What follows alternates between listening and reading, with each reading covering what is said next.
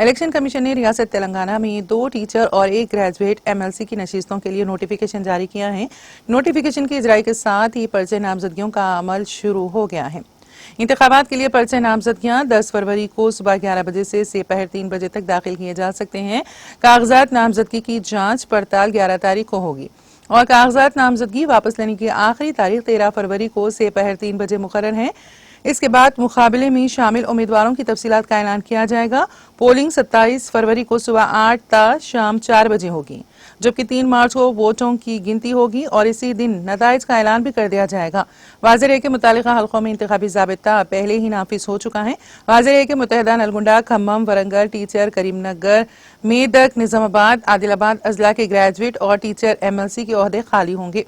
इस तनाजुर में election commission ने नोटिफिकेशन जारी कर दिया है। नलगुंडा कलेक्टर एल्ला त्रिपाठी और करीमनगर कलेक्टर पामिला सत्तापति इंतखाबी अफसर के तौर पर काम करेंगे।